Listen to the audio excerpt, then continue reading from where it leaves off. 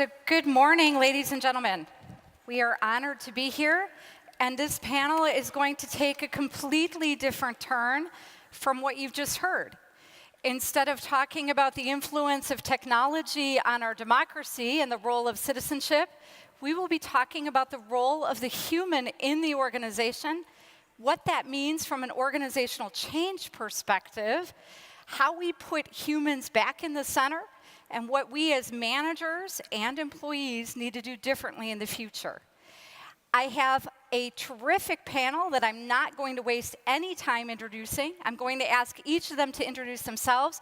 Each one of these are renowned experts, either from an academic side who have shaped the theory for centuries, or in fact, two very prominent CEOs that are going to tell us their cases of how they've used the human-centered organization to drive success for the future. Without any further ado, I'm going to ask Dave Ulrich to give us his view. What does it mean today? First of all, let me thank Richard and his team, and especially Richard, not just you, but I hope you would acknowledge, I know you would acknowledge an exceptional team who has made this possible. So my thanks to you. Thank you. The goal here is to make sure Richard gets 73 applauses over the 2 days, and we're currently at 69. Introduce myself. I'm a father of 3 and a grandfather of 8.55, and I appreciate being on the panel with Gary.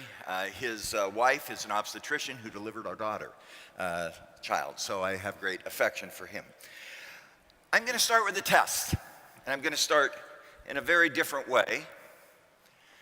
I'm going to start with a test. So everybody raise your left hand with 5 fingers. 5 fingers. That's talent. That's people. That's the test, the individual, the competence, the talent. Raise your right hand as a fist. That's the organization. If you had 10 points to decide which matters more in driving organizational success, is it the talent, the 5 fingers, or is it the organization? Leave one or the other hand up. And you can't go like this. You can't be a professor. Leave one or the other hand up. What do you see, Gary? It's hard to see. Yeah, a lot of fists, some hands. I see more fingers, about 80-90% fingers.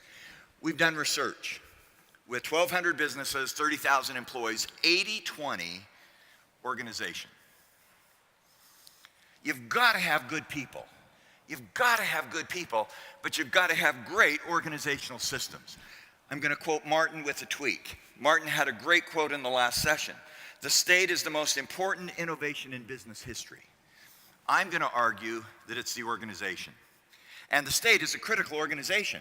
But how do we take good talent and create exceptional organizations?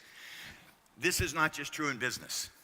Those who follow football, and I didn't know which country to use, in the World Cup, 20% of the time, the winner of the Golden Boot is on the team that wins the championship. Who's from the UK? Do we have anyone from the UK?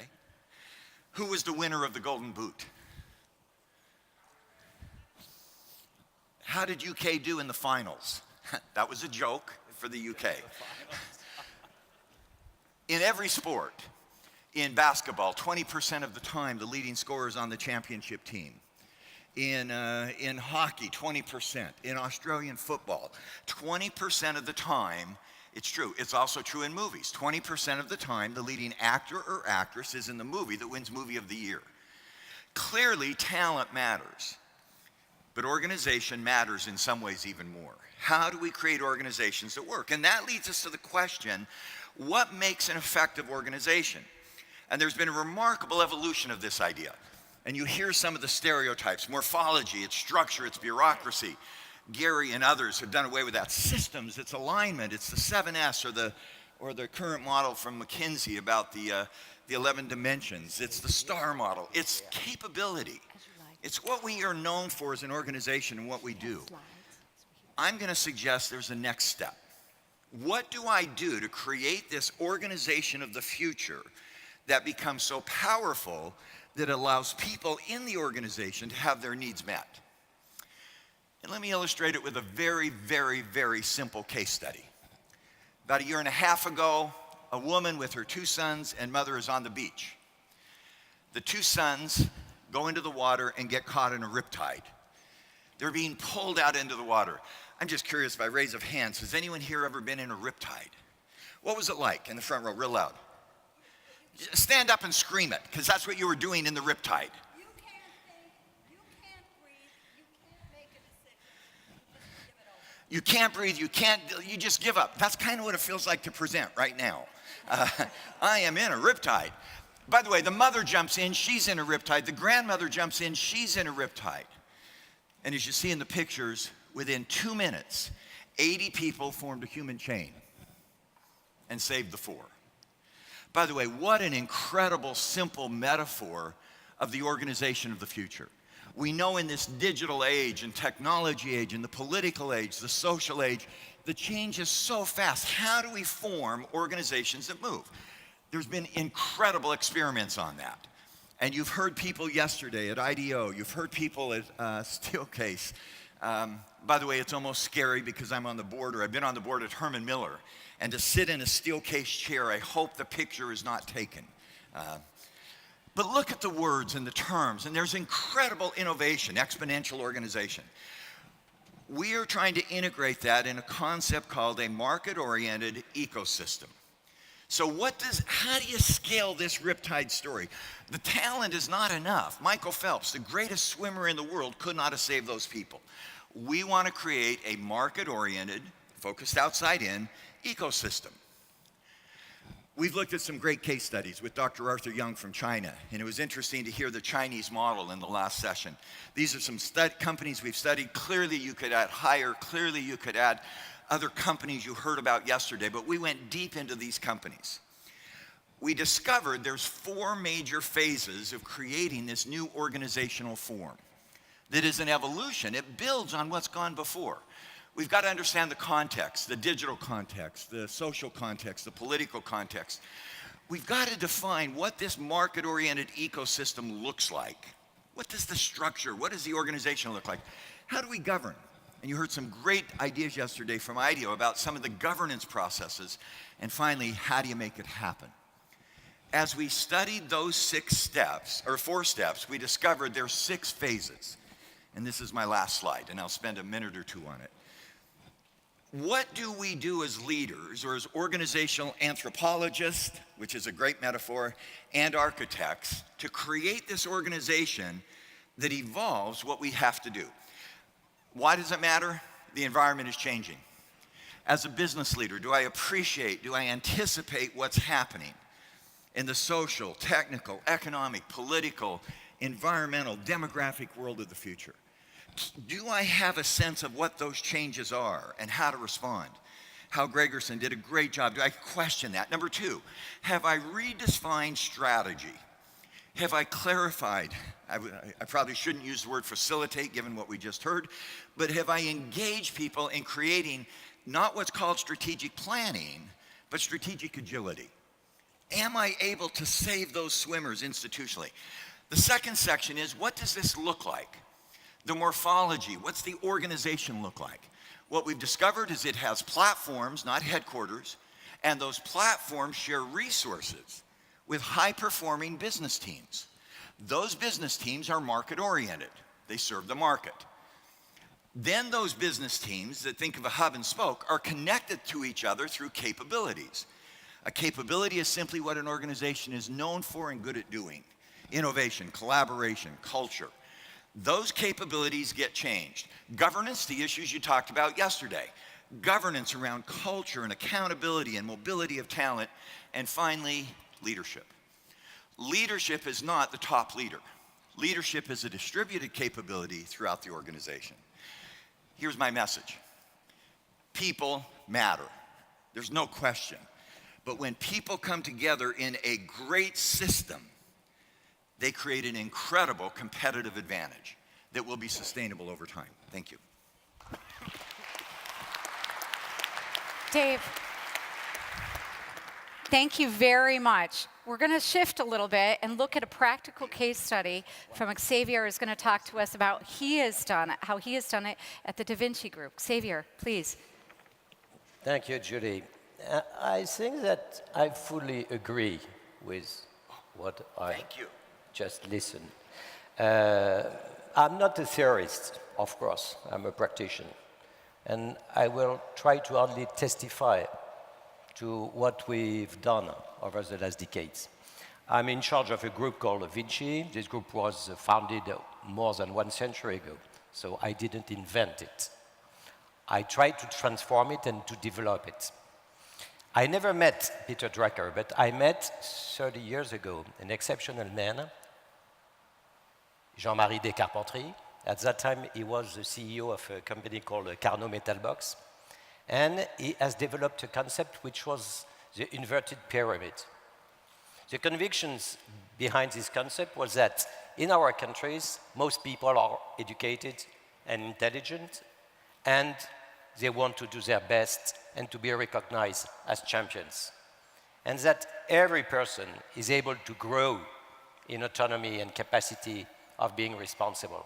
And the art of management, because it is an art, is to coach and to develop these people, these teams, so that everybody become more autonomous and more responsible. The inverted pyramid is the idea that heroes are the one on the fields. Those who are in front of real clients and therefore able to listen, to understand better the clients, the needs of the clients, to produce with better productivity, quality, safety, and so on. And everybody else within the organizations, the platforms or the corporate office, anyway, they have the mission to help the heroes to be able to succeed. This is a basic idea. And one of the first consequences, of course, is to have very small, very slim corporate office. I will elaborate a little bit on that. We tried to implement this concept. I discovered this concept 30 years ago, and I spent all my life trying to implement this concept within my group. One of the very inspiring examples is one of our 5 divisions, which is VINCI Energies. VINCI Energies is an electrical engineering and ICT company with something like 75,000 people in more or less 50 different countries, making 13 billion euros of annual revenue. This division is splitted in 1,600 business units. So very small business units, and the head office is made of 50 persons. And I used to be the CEO of this division 15 years ago. We already had 50 persons. But in the meantime, we multiplied by 4 the size of this division. It is important why. The 2 advantages is that to be decentralized, very decentralized, is the only way to grow up without getting fat, with increasing processes and procedures. I hate processes and procedures. Of course, we are listed, so we need some processes and some procedures. But before implementing a new process or a new procedure, we think about how we cannot implement it. Because in our opinion, it's not good so that to continue to develop the entrepreneurial spirit of each business unit. And the other advantage of this kind of organization is that you can acquire and integrate many new companies, because when it's time to convince a new company to join the group, for this new company, it's not a question of entering in a very complex organization with a lot of processes and organization. It's a question of entering in a network, because as I told you, 1,600 business units within VINCI Energies means that the organization is working like a network. And I wanted just to emphasize the fact that, in my opinion, people in our kind of big organization are pulled by culture and values rather than pushed by processes and procedures.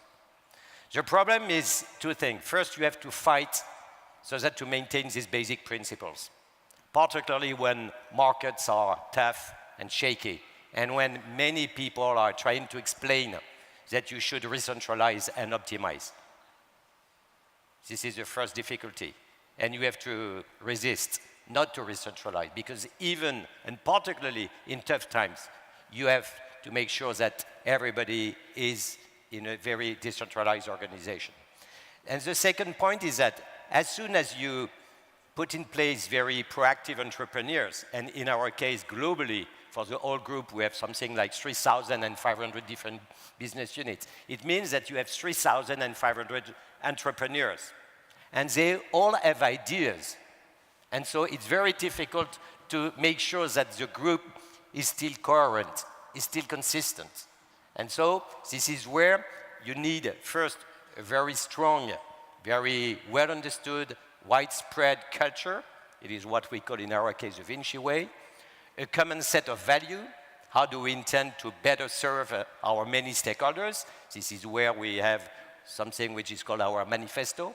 And a common, a common system of rewards with, at the top level, a very powerful employee shareholding scheme. Out of my 200,000 people, approximately 120,000 are shareholders of the group.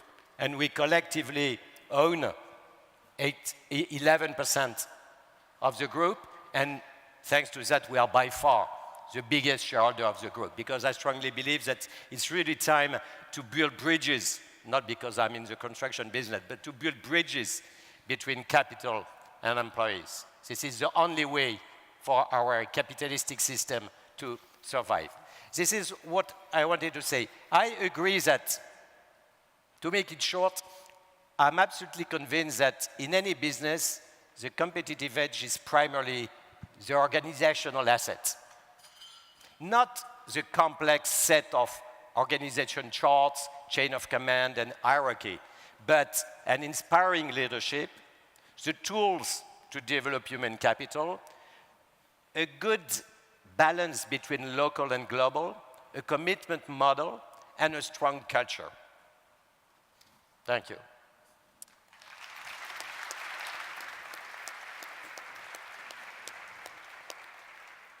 A very amazing story, and all of you that have been following the Da Vinci Group will know that the words here that Xavier has used have actually driven an amazing amount of success. So it's not something that's just theory, it's been proven.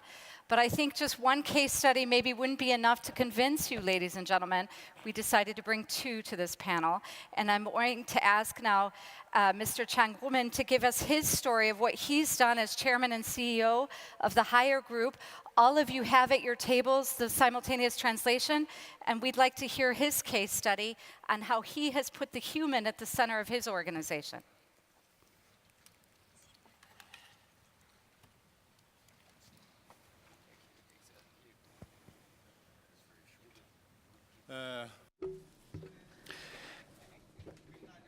I'd like to share with you today how companies in this IoT age disrupt themselves and adapt to the changes of the world. So my topic today is 人单合一, maximizing everyone's value. 人 means people, 单 means goal, which is meeting our users' needs. We want to align our people and the value that they can create for the users. So our people will unleash their potential and maximize the value they can create for the users. We first proposed the 人单合一 model back in 2009, and it's been 13 years. We have done a lot of experiments which we'd like to share with you today. Principally, there are three disruptions. First, disrupting the positioning of employees. Second, disrupting organizational structures. And thirdly, disrupting compensation structures. The first disruption is about changing people's role from an economic person to an autonomous person, so that people can work to create value and unleash their potential. Organizational disruption is about eliminating bureaucracy and shifting from being organized by others to self-organization. This is not about delegation. This is about empowering employees. Three powers in particular: the power to make critical decisions, the power to hire people, and the power to distribute resources and compensation. And that's how we unleash the potential of people. The third disruption is about compensation. We'd like to shift from broadbanding compensation structure to a paid by the user model so that our users become the driver, the driving force, because there are so many different varying needs of the users. They will become the motivation for us to work hard. The Rendangeyi model is a model inspired by the IoT model, that IoT mindset that connects people with the user needs. It is very much an experience economy. The traditional e-commerce model is not an experience model. It is not a sharing economy either, because we need to co-create and experience and experiment things together with the users in this IoT age. I'd like to talk about how do we achieve the transition from the economic person to the autonomous person. Traditionally, in large enterprises, we recruit, train, deploy, and retain people. But this is very much company-centric rather than employee-centric. Now we're opening up our HR system, and we say that the world is our HR department. R equals G. R is resources, human resources in particular. G is globalization. It's not asking all of our employees to become entrepreneurs. It is opening up our platform so that all entrepreneurs, whether they are employees or not, can join us and start a business together. Drucker said that the aim of an organization is to emancipate and mobilize people's ability rather than achieving balance or harmony. And that's why we are building our organization in a new way that's different from the traditional pyramid structure. We have eliminated more than 10,000 middle managers in our organization. They will have to become entrepreneurs or leave the organization, so that we have turned our organization into a flat platform composed of thousands of micro enterprises, no more than 8 people in each one. So they are very much self-employed, self-motivated, and self-organized.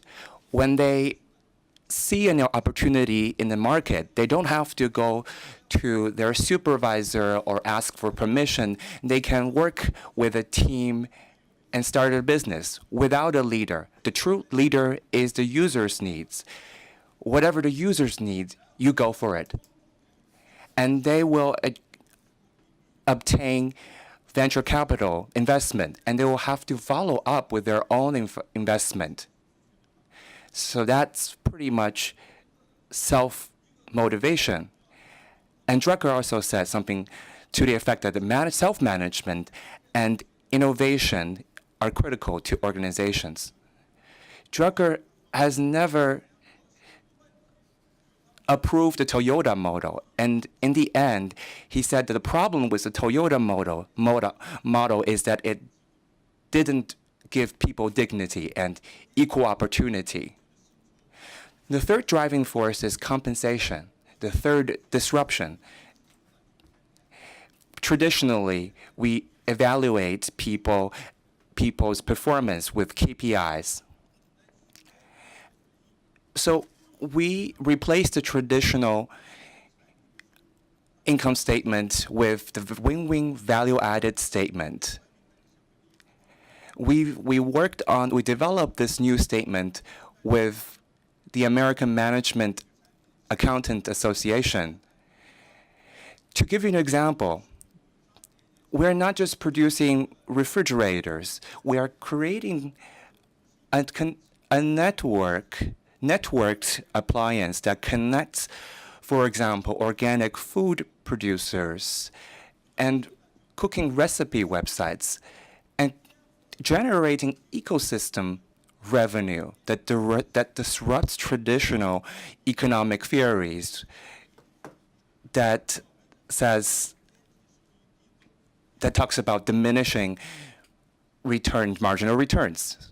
We believe that we can create increasing marginal returns. I'd like to end with what Drucker said, that everyone can be their own CEO.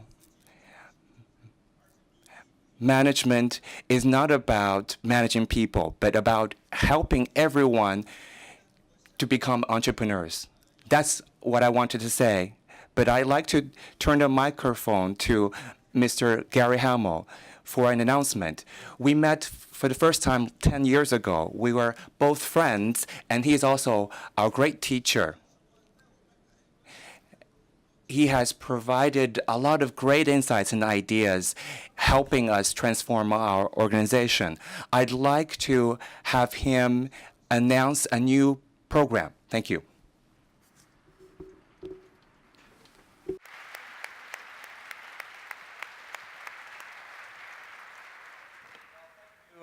Thank you so much. Indeed, I will have something to say about a partnership that we have are cooking up, but maybe I'll say that also a little bit later in this afternoon when we have our fireworks session. Dave gave us a fabulous framing. We heard two amazing case studies. And I'd like to talk a little bit, though, about how do we overcome the inertia that has kept so many organizations stuck. And I'd like to start by asking you a question. How is it that we became so inured to the inhumanity of our organizations? How is it okay that only 13% of employees around the world are fully engaged in their work? How is it okay that in the US, only 70% of jobs require any originality? That's according to the Bureau of Labor Statistics. How is it that in Europe, only 12% of employees say that they are consulted before objectives are set for their work? How is it that in the typical company with more than 5,000 employees, front-level staff are buried under 8 levels of management? Why is it that 50% of employees say they have changed jobs to escape an autocratic or incompetent boss?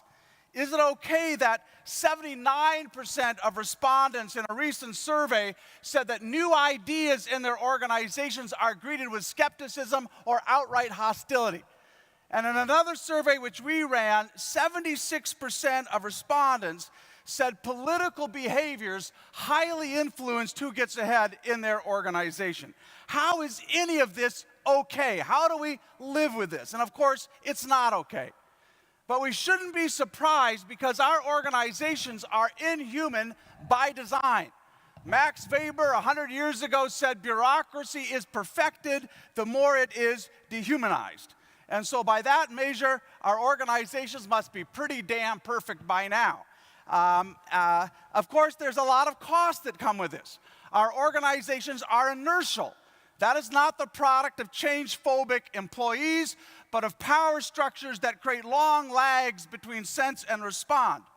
Our organizations are incremental because bureaucracy has little place for the artistry, the curiosity, the intuition, the playfulness that drives innovation.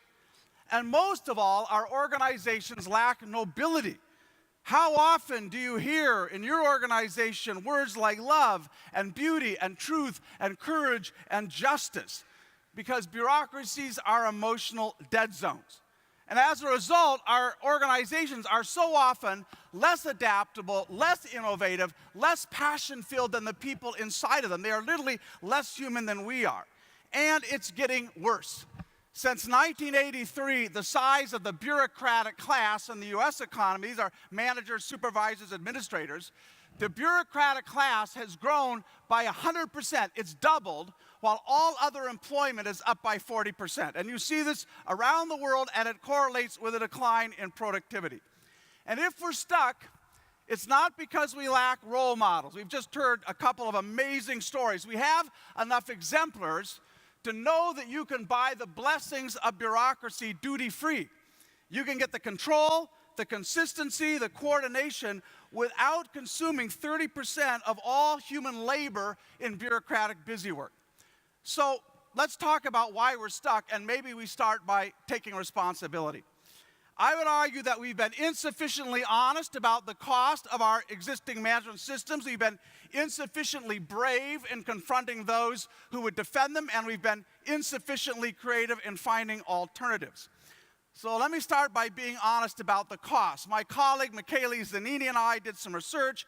We estimate that if we could double the span of control across the OECD, cut bureaucratic busy work by half, we add $9 trillion to economic output.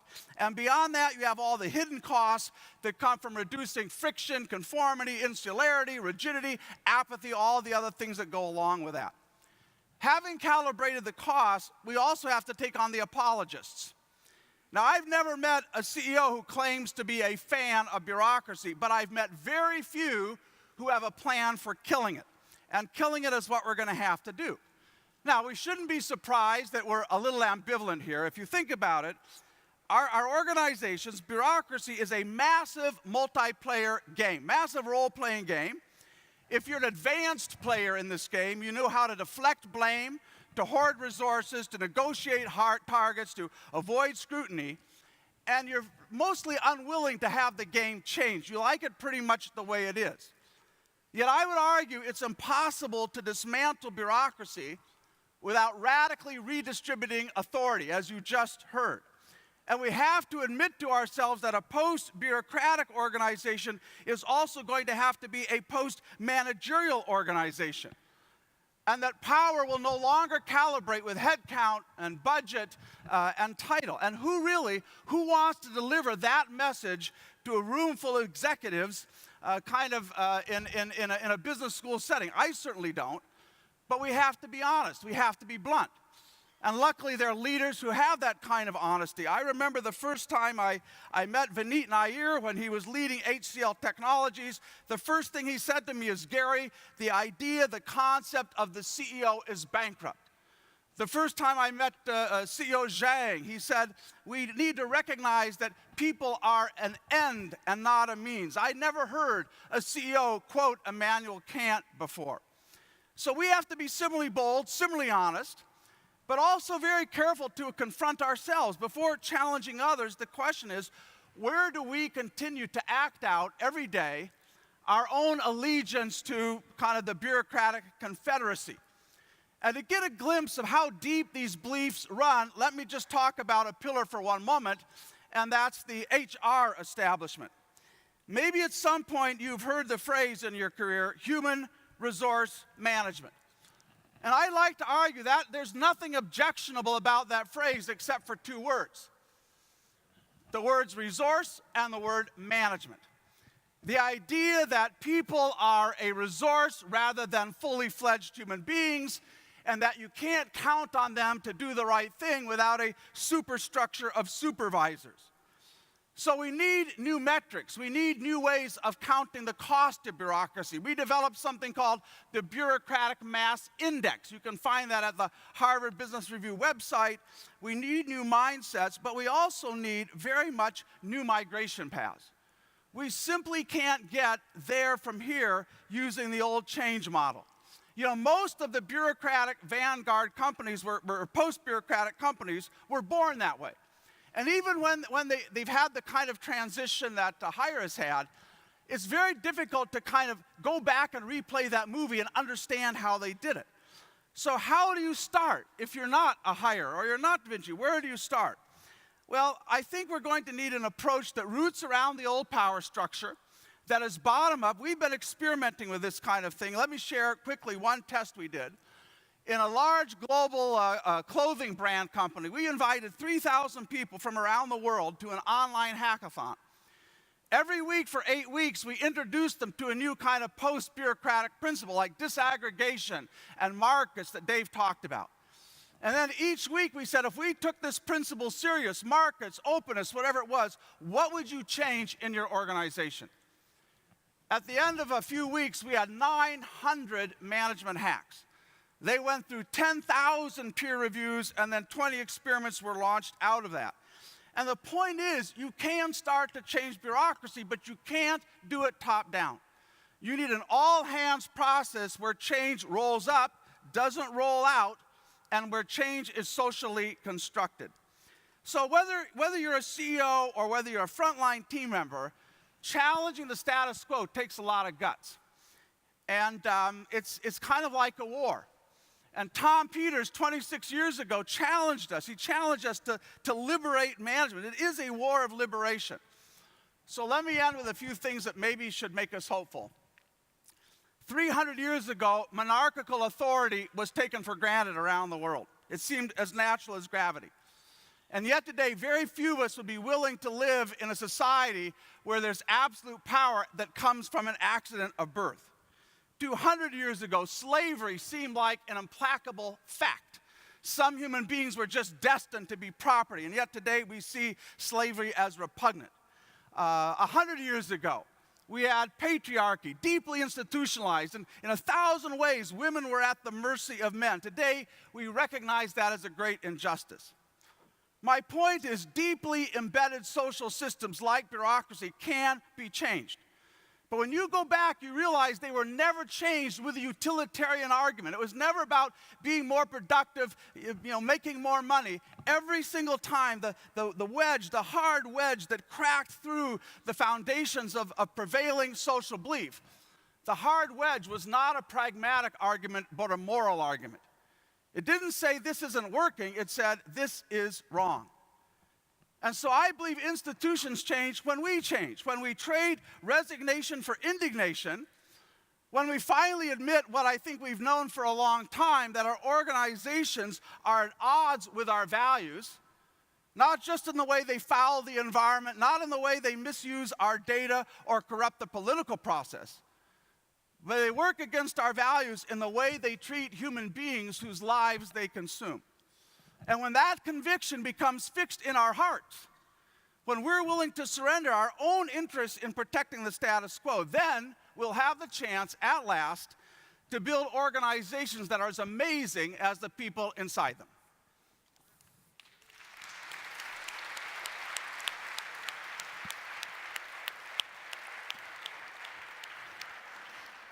Wow, some amazing comments around the need for us to liberate ourselves from management levers, the need for us to fight against the strands within our own organization of centralization, bureaucracy, and management. I have loads of questions from the audience. Please keep them coming. We will try to address them. I'm going to kick off the round of discussion with a quick question on Dave, for example. Dave, I know that you've got some latest thinking out there on leadership capital. Maybe you could talk to us about that. Where are we? Are we closer to a formula, a multiplier, or a number on leadership capital? Thank you for the question. I'm tempted to ask a question to Xavier, but I've got a question, but I'll hold on that. We did some research. We had a very simple question. When investors invest in a company, what do they pay attention to? We found there were 3 buckets. Bucket 1 is financial returns. And we did statistics, and I won't give the precise because I don't think it's that precise, but it was 35 to 40%. An investor decision, 35 to 40% financial. Number 2, intangibles. Brand, strategy, industry, technology, digital acumen, 30 to 35%. Number 3, quality of leadership and organization, 25 to 30%. When we ask investors, how well are you able to assess those 3, 0 to 10? Financial results, 8 or 9. We go to school, we learn the skills. Intangibles, 7 or 8. Management and leadership, 2 or 3. So we began to put together, what should an investor look at as they try to manage that leadership capital and organizational capital? We found, and I won't go more into detail, it's in a book, but we found there were 5 individual skills and 5 organizational capabilities. And when you look at those, it gives investors confidence in what that future might be. So that management leadership attributing directly to the value of an organization, not just the organizational assets, but also their capabilities to drive that organization. Yes. And now the dilemma we've run into is everybody wants a precise measure. For example, the example with hire. If we do this compensation system, what will be the increase in share price? That may be as far away as robotics being creative. I mean, it's just, we're not that precise, but we have directions about where we can go. Okay. Okay, great. Dave, I know that you have a question to Xavier My on what he's question is done. a very simple one. I thank you, by the way. We've not met, but your discussion was great. You have 1,600 businesses in one segment and 3,500. How much do they network with each other? Not through corporate. You have a small corporate, but how much do they network with each other? Well, in a network organization, power is when you take initiatives. Okay. So I do not decide. I try to decide as less as possible. This is very difficult because natural temptation is to decide, particularly when you have a big problem. No, you should not decide and let your people decide. And so the basic principle is that in a network organization, power is not given to you because you're level in the hierarchy, but power is given to you because you take initiatives. And so we recognize through compensation and through a lot of things the fact that you take initiatives. Okay. And so they network together, let's say, naturally. We found, and by the way, that's what I was hoping, that the hierarchy that Gary destroyed with brilliant insight creates damage. We found there were 4 capabilities those 3,500 businesses share. External sensing information in the digital age, customer obsession, innovation everywhere, and agility. And when you share those skill sets through the network, not through you, the network or the market-oriented ecosystem becomes stronger. That's what we found. And thank you for being an example. I wish we would have studied your firm better. Thank you. Can I ask a question to Yes, Dave? yes, No, not a question, but a comment.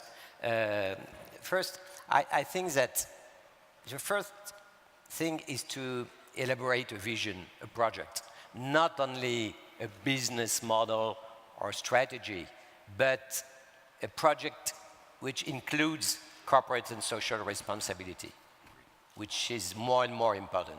And when you have made the effort to elaborate this project in front of the shareholders, you have the power because you speak about your project and you carefully listen to what they think about your project instead of only looking around and just listening to your shareholders. So the fact that you elaborate a project is the only way not to be under the constraints of the financial market, first. Second, the shareholders you were speaking about are not the majority shareholders. The majority shareholders are hedge funds and people like that. I hate them. I hate them. Sorry for the one who are probably in the room, but I'm fond of shareholders who are really interested in our project, and we are really interested in the long-term view of our project. But unfortunately, more and more in front of us, we have shareholders.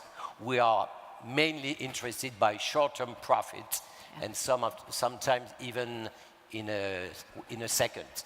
So I think that the first very important thing, and this is the responsibility of the CEO, is to elaborate a project. It is impossible to manage such a big organization without having, let's say, a kind of philosophy. I think both of you make excellent comments about the importance, actually, of shareholders in the future thinking about long-term value, about organizational assets like people, as opposed to short-term returns, and that resistance they effectively, the pressure they put on our organizations to make those changes. So really good comments that are connected to both of you. I'd like to take a question from the audience and actually ask Mr. Zhang around his experience at Hire. A lot of questions have come in about the resistance that you surely encountered on your change journey. How did you overcome those obstacles, particularly when you look at applying your model to, for example, GE appliances? What resistance have you encountered and how did you overcome it? 这个阻力呢， The resistance is mainly cultural. When we eliminated the 10,000 middle managers, we asked them to become entrepreneurs, but many people were very frustrated because previously our culture is very much execution-oriented. people didn't know how to be entrepreneurial, and they were very puzzled. In the international markets, in 2016, we acquired GE's appliance business, and after the acquisition, we realized that we have great differences in our cultural understanding. They were very much shareholder first, but we believe that people or employee should be placed in the first place, because shareholders don't really create value for you. They share the value that you create, and people are the source of real value. GE Appliances has more than a century of history. It's very much linearly managed, but we are managing in a non-linear way. And after we have used a new model, in the general declining home appliance market in the US, GE Appliances was able to achieve double-digit growth.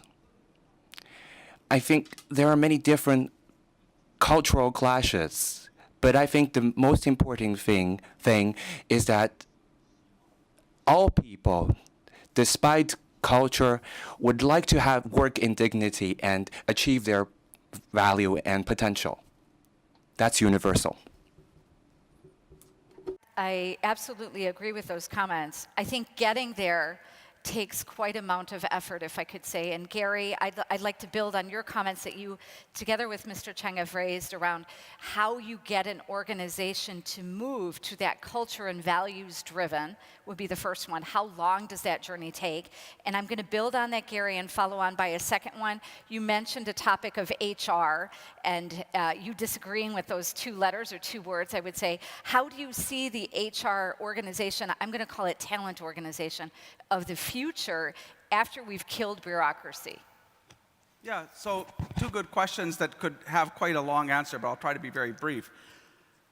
As I said, so often when you look at these amazing kind of post-bureaucratic organizations, you find a single person who had this almost moral vision of what the organization should be like. That's often not the case. In fact, I meet a lot of CEOs who are very frustrated about their organization. They'd like it to change, but they literally don't know how. And many of them struggle with what I would call the Gorbachev problem. So Gorbachev believed in perestroika and glasnost, but in the end failed to fundamentally transform the Soviet Union. There's a very kind of powerful lesson in that. Even if you are the head of state and the head of the Communist Party, if you are trying to work down through the nomenclatura and go one by one and ask them to give up their power, give up their decision rights, move from being overlords to being mentors, 9 times out of 10, the bureaucracy is going to win that battle. And you can ask Pope Francis if you want a recent case. So I think the challenge, as I said, we have to create a new way of changing organizations where we are building a coalition of the willing, where it starts from the bottom up. And it's interesting today, I mean, this is the essence of a networked organization. If you look at, for example, how a lot of new IT tools came into the organization, things like Slack and Basecamp and Huddle, they didn't come in through the IT organization. People themselves said, we can change this, we're going to start this, we're going to do this. And if there's one thing you learn about how large social systems change, they almost never change from the top down. They change from people who are activists. So if we had another hour, we would talk about how does every single employee start to be an activist rather than waiting for somebody to give you permission. I think in terms of HR, and I don't know if CEO Zhang would agree, but I think the dilemma for all of those corporate functions, for finance, for legal, for HR, is they are all internal monopolies. And you have to, if you're in a business unit, you have to buy their services no matter how they're serving you or not. In fact, if you think about it, there's thousands and thousands of people in organizations who do not report to the customer. They are not competitively benchmarked. Their internal customers have no choice. There's no competitive pressure on them. And so what do? You have more rules, you have more control, and there's no way somebody can fire you. So one of the things certainly at Huillard and other organizations is, if you're a business unit, you can buy HR services anywhere you like. You can buy marketing services anywhere you like. So I think HR, like every other internal function, has to earn its keep every day. And if they cannot deliver a competitive product, they have no automatic right to be serving anybody in that organization. Can I respond? Because I have spent a little bit of my time working with HR groups. And I think Gary described HR, if I were to describe strategy, Gary, as strategy as SWAT, you would look at me and go, are you nuts? That's 20 years old. What you described was HR 20 years ago. And what I see in good HR departments is they walk into a company and say, I'm not here about the processes. They don't like that. I'm here about building talent, building leadership, and building organization that helps us win. Talent that's engaged, committed, everything you said that has, I really like your metaphors of distributed autonomy. Leaders who are distributed, not top down. And organizations that have incredible capabilities. So in my view, I see HR departments moving into that space of delivering talent, leadership, and organization tied to the marketplace. We call it HR outside in. I mean, you may be right. I will say, I also get to speak at a lot of HR conferences, and I think they're still asking the question, how do we deliver real business value? I find that question again and again. And I know there are companies that are exactly as you described. My only 2 points would, let's go back and look at the data. Let's look at the data on engagement. Let's look at the data on autonomy. And are we really delivering on that promise?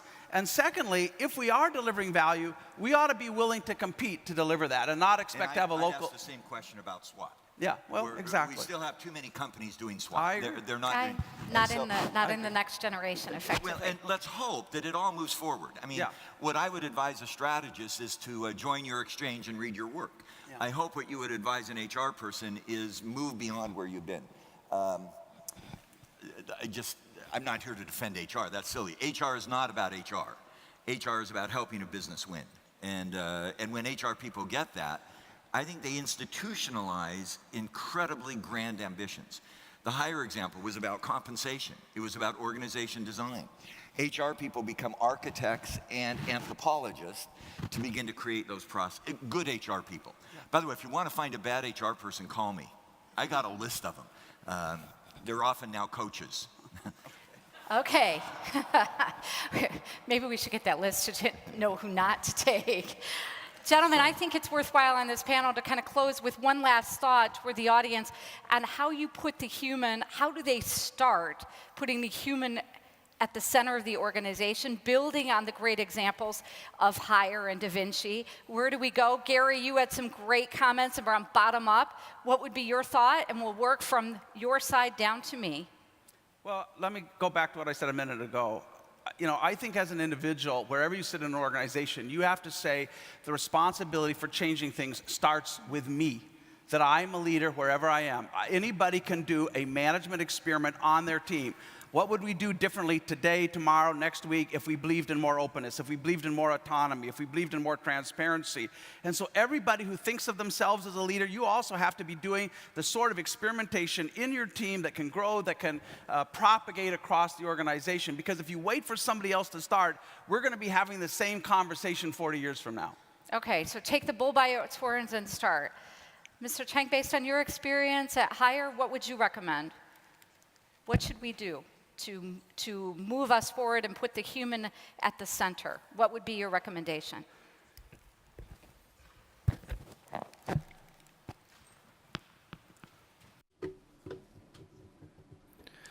The reform that we are doing is different from traditional companies. We have already turned the HR, legal, and other functional departments into a platform. They're providing services rather than being traditional departments in a company. Our business, our micro enterprises can go to other service providers.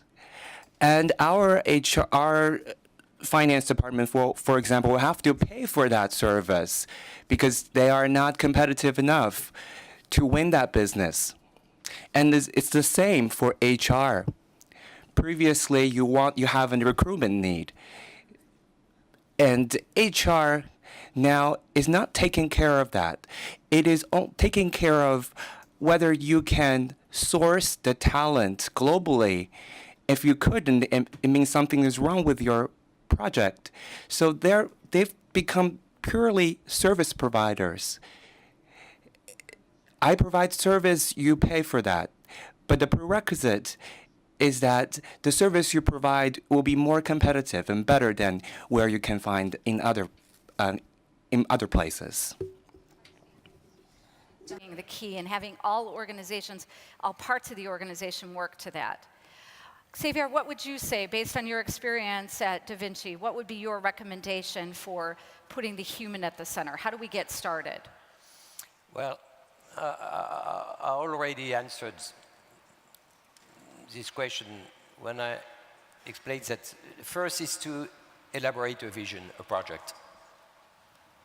Second is to spend a lot of time, and in my case I do it once every 7 years, meeting with all your staff.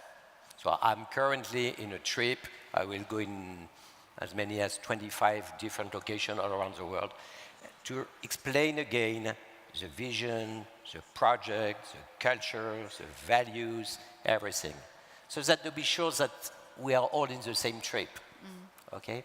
Second, as I already explained, to try not to make too many decisions. I only sign maybe 2 or 3 notes a year, and it's very difficult. It's very difficult not to have the temptation to sign too many things, okay? And then it works. Elaborating a little bit on the HR, I think that in our kind of organization, the guy in charge of HR is a business unit manager. Of course, it's complex, so he needs somebody beside him, so that not only to take into account the technical part of HR, which is necessary, but also and mainly to develop people, to develop talent. So HR is about developing talent. And why? Because I can see a lot of companies explaining that they only want to hire champions. I never understood. I mean, nobody is naturally champion. You become a champion. You become a champion because you live in an environment which is positive, which is managerially speaking optimized, and by which you will gradually become a champion. So the HR department is there on behalf of the business unit manager to develop champions. Support for the organization. Excellent, excellent definition of HR. Excellent. Dave, I'm sure you want to build on that. Well, what I should say is amen, amen, amen, amen, amen, your 3 points. 2 quick points. Number 1, I've been asked a lot, what's the most strategic HR decision a firm can ever make? And I have one. Place your lowest performing employee in your competitor. And tell the employee to continue exactly what they've done. So that's the joke. When I hear Gary and Zhang and Xavier, we love to summarize what's going on in the talent space because we play in HR. We see 3 things leaders bring, and you heard all 3 of them with great illustrations. Believe, become, and belong. Believe, create meaning, create purpose, have a statement that is aspirational outside in. Where are we going? What's that purpose? So it's not about making money, it's about creating meaning. Become, train, develop, give your folks autonomy and entrepreneurship so that they can grow and develop and have agency, as Gary said. And third, belong. Create a community, create an environment where people can feel connected. And I love Gary's point. The goal is not an engagement survey. What will the company do for you? It's what will I do as an agent for myself? So my serious answer is create belief, create belonging, and create becoming as the tools to make it happen. 3 Bs, very nice. Ladies and gentlemen, I think we've had a great panel. I'm going to ask you for some help in thanking all of these gentlemen. I just want to leave you with 3 thoughts. If you thought that you were coming here to hear about putting the human in the center of organization, you were right. But we're also here talking about a revolution in terms about how we think about organizations and companies of the future, those driven towards value. And I would put forth that this panel all had something similar in common to say about that. The customer was always at the center of everything that was done. The organization always supporting those that are serving the customer and treating those as customers themselves. Employees acting as entrepreneurs, and in fact, a culture values, and a purpose being the foundational elements of organizations of the future. Ladies and gentlemen, thank you very much.